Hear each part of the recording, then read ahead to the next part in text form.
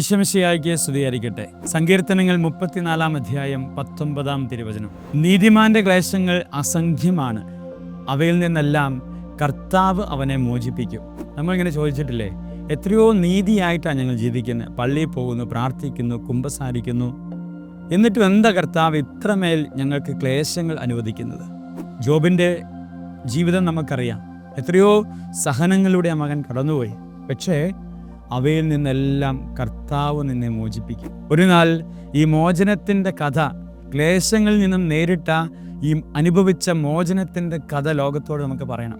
സന്തോഷത്തിൻ്റെ സമൃദ്ധിയിൽ നമുക്ക് നന്മയുള്ള മനുഷ്യരായി ജീവിക്കാൻ എളുപ്പമാണ്.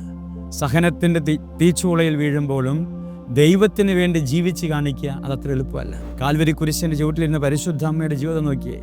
ജന്മപാപമില്ലാതെ ജനിച്ചതും പാപമില്ലാതെ വളർന്നവളും പാപമില്ലാത്തവന് ജീവനും ജീവിതവും കൊടുത്ത അമ്മയാണ്. പക്ഷേ അവിടുന്ന് എല്ലാം അമ്മയെ ഈശോ രക്ഷിച്ചു, ലോകത്തിൻ്റെ പ്രിയപ്പെട്ടവളായി അവളെ മാറ്റി. അങ്ങനെയെങ്കിൽ സഹനങ്ങൾക്കപ്പുറത്തേക്ക് ഒരു രക്ഷ നമുക്കും ഉണ്ടെന്ന് വചനം നമ്മൾ ഓർമ്മപ്പെടുത്തുകയാണ്. ഈശോയെ, എൻ്റെ സഹനങ്ങൾക്കപ്പുറത്തേക്കുള്ള രക്ഷയെ മുന്നിൽ കണ്ടുകൊണ്ട് നീ അനുഗ്രഹിക്കുന്ന നല്ല നിമിഷങ്ങളെ ധ്യാനിച്ചുകൊണ്ട് ജീവിക്കുവാൻ ഈ നോമ്പ് കാലത്ത് ഞങ്ങളെ സഹായിക്കണമേ. ദൈവം അനുഗ്രഹിക്കട്ടെ. ആമേൻ.